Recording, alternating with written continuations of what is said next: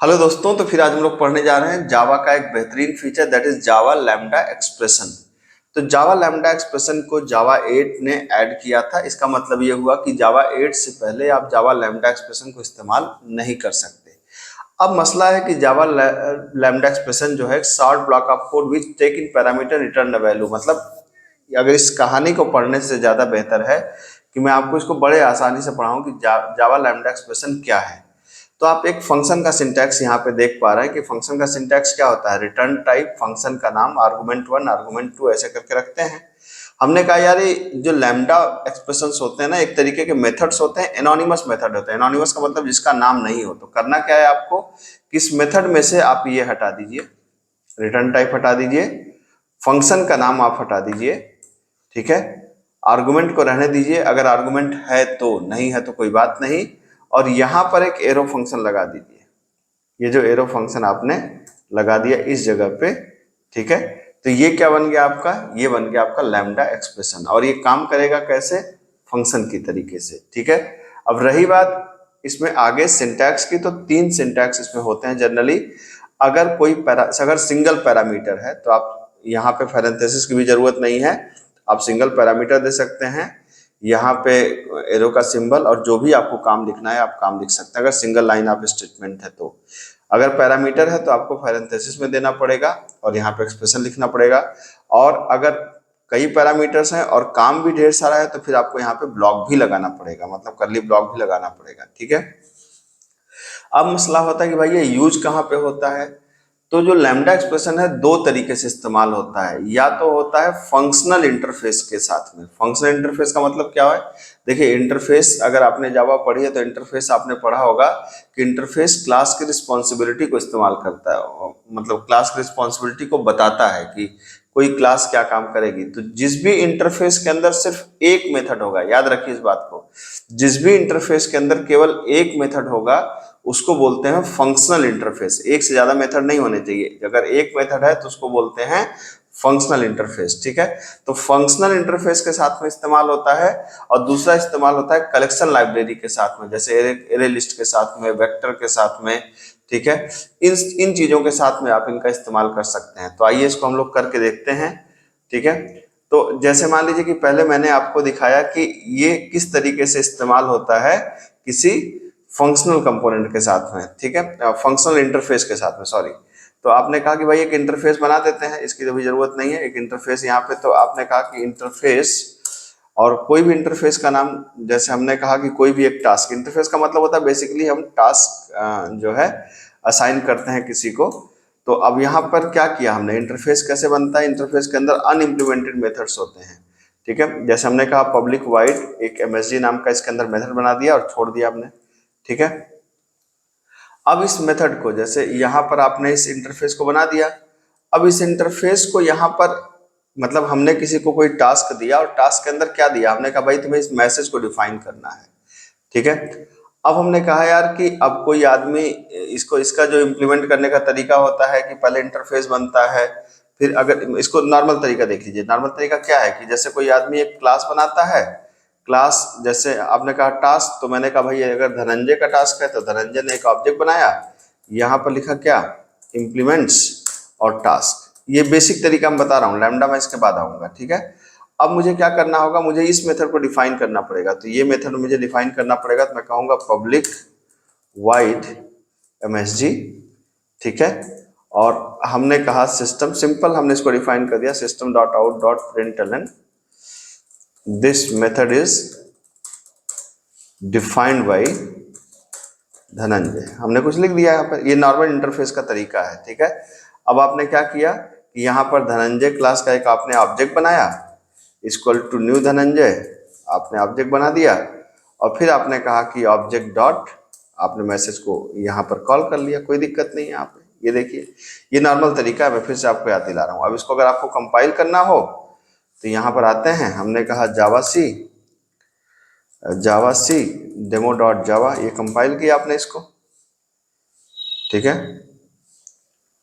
और ये एक बार कंपाइल हो जाए तो यहाँ पर एक क्या करा है, धनंजय नहीं मिल रहा है इसको, क्लास है DHANANJAY, यहाँ पे क्या गलती कर दिया मैंने, DHANANJAY object equal to new DHANAN को मैं यहाँ मिस कर दिया था। ठीक है, फिर से कंपाइल किया आपने इसको, और कंपाइल करने के बाद हमने इसे रन करा दिया। ठीक है, तो ये this method defined by Dhananjay. तो आप देख सकते हैं यहाँ पर क्या हो गया, यहाँ पर एक हमने इंटरफेस दिया, मतलब हमने धनंजय को एक काम दिया, धनंजय ने उसको इम्प्लीमेंट किया और फिर धनंजय का ऑब्जेक्ट बना के हमने उसे चेक कर लिया। लेकिन अब ये तो बहुत बड़ा तरीका है, एक ही मेथड है, मतलब इंटरफेस के अंदर एक ही मेथड है। तो जब एक ही मेथड है तो इसको बोलते हैं फंक्शनल कंपोनेंट। ठीक है, तो हमने कहा यार नहीं, इसको यहाँ से हटाओ। ठीक है, ये तो इतना बड़ा तरीका ठीक नहीं है। तो मैंने कहा कि मुझे क्या करना है, मैंने कहा कि यार मुझे इसको यहीं डिफाइन करना है। ठीक है, तो मैंने टास्क का एक ऑब्जेक्ट बनाया यहाँ पर, और क्या कर दिया, हमने इसको यहाँ पे डिफाइन करने के बाद हमने कहा कि मुझे इसको यही डिफाइन करना है। तो डिफाइन करने के लिए मैंने कहा एक फंक्शन बना, फंक्शन का नाम क्या है, MSG। आर्गुमेंट है क्या, नहीं है, तो इसको आप ऐसे ब्लैंक छोड़ दीजिए। ठीक है, क्या लगा दीजिए, एरो फंक्शन लगा दीजिए। क्या करना है, सिंगल लाइन की डेफिनेशन है, तो सीधा यहाँ पे आप लिख दीजिए क्या, system dot out dot println. ठीक है, डेवलप्ड बाई धनंजय। यहाँ पे देखिए सिंपल आपने कर दिया। ठीक, अब आपको क्या करना है, आपने कहा ऑब्जेक्ट डॉट मैसेज का नाम क्या है, MSG। मतलब एक तरीके से जो आपने यहाँ पे किया है ना, ये जो आपने किया है, ये बेसिकली आपने इस MSG की डेफिनेशन को दिया है ना। तो यहाँ पे आपने क्या किया है, इस MSG की डेफिनेशन को दिया है, और फिर इस डेफिनेशन को आप क्या कर सकते हैं, जब आप यहाँ पर आएंगे तो आप इसको जब यहाँ पे रन कराएंगे, देखिए ये, और आपने इसको कंपाइल किया एक बार, और कंपाइल करने के बाद जब इसे आप रन कराएंगे तो आप देखेंगे बिल्कुल वही आउटपुट आ रहा है जो पिछली बार आया था। ये देखिए सही कंपाइल हो गया। अब आपने कहा कि इसको रन करा दीजिए, ये देखिए। ठीक है, तो आप देख सकते हैं कि जो पिछली बार हम लोगों ने इतना बड़ा कोड लिखा था इंटरफेस को इंप्लीमेंट करने के लिए, सिर्फ एक लाइन में आपका काम हो गया। ठीक है, अगर इसमें जैसे मान लीजिए कि मैंने कहा यार मुझे ऐड करना है, अभी तो चलो ये सिंपल काम है ना, हमने कहा इसको ऐड करना है, या हमने कहा कि पब्लिक INT ऐड, हमने कहा कि A ले लो और B ले लो, तो आपको इसमें कोई चिंता की बात नहीं। आपको इसको दो मेथड्स को जो आपने कहा है कि यहाँ पर आपने क्या करना है, आपने यहाँ पर simple INT A INT B यहाँ पे ले लीजिए, और यहाँ पे क्या कर दीजिए, आप यहाँ पे कर दीजिए A प्लस B। ठीक है, ये हो गई डिफिनेशन। अब चूंकि एक वैल्यू को रिटर्न करेगा तो आपको इसको प्रॉपर ऐसे प्रिंट करना पड़ेगा कि जहाँ पे रिजल्ट भी आ जाए। तो आपने कहा सम is equal two plus object dot add function को कॉल करके आप 1020 पास कर दीजिए। तो एक तरीके से आपने क्या कर दिया है, ऐड फंक्शन की डेफिनेशन को यहाँ पर दे दिया है। ठीक है, आप इसको देख सकते हैं कंपाइल करने के बाद। ठीक, तो इस तरीके से हम लोग क्या कर सकते हैं कि ये जो आपने इसको कंपाइल किया, आपने इसे रन करा लिया, ये तो एक आप देख सकते हैं कि कितना शॉर्ट हो गया। आपको ये चीज देख के लग रहा होगा कि ये इसकी जो इम्प्लीमेंटेशन है बिल्कुल ही छोटा हो गया, शॉर्ट हो गया है ना, जहाँ काफी बड़े तरीके से हमको इसको लिखना पड़ रहा था। एक काम तो इसका इसके साथ होता है, इसका दूसरा काम किसके साथ होता है, दूसरा काम होता है इसका कलेक्शन के साथ में। कलेक्शन के साथ का क्या मतलब है, आइए वो भी दिखाता हूँ मैं आपको। कलेक्शन के साथ का मतलब ये है कि जैसे मान लीजिए कि आपने कहा कि यहाँ पर आपने कहा import Java dot यूटिल dot star. ठीक है, ये यूटिल कलेक्शन के अंदर आपने है, और आपने क्या ले लिया, यहाँ पर एक एरे लिस्ट नाम की क्लास आपको पता है कि हमने बना लिया। किसके लिए बना दिया, हमने इंटीजर वैल्यूज के लिए बना लिया। मान लीजिए एरे नाम दिया इसका न्यू, और एरे लिस्ट हमने यहाँ पर बना दिया। ठीक है, अब इस एरे के अंदर हमने क्या किया, कुछ वैल्यूज को ऐड कर दिया 10। ठीक है, और इस तरीके से हम कुछ वैल्यूज को ऐड कर सकते हैं 20। मैनुअल ऐड कर दे रहा हूं मैं, इसमें बार बार लिखना नहीं पड़ेगा मुझे। ठीक है, ये मैं कुछ वैल्यूज को बार बार ऐड कर दे रहा हूं। ठीक है, ये मैंने ऐड कर दिया 10 20 30 40 और 50। अब मुझे अगर इसको प्रिंट करना है तो इसके कई तरीके हैं, लेकिन एक तरीका होता है इसका फॉर ईच। ठीक है, तो फॉर ईच से कैसे होता है, जैसे हमने कहा कि एरे डॉट फॉर ईच।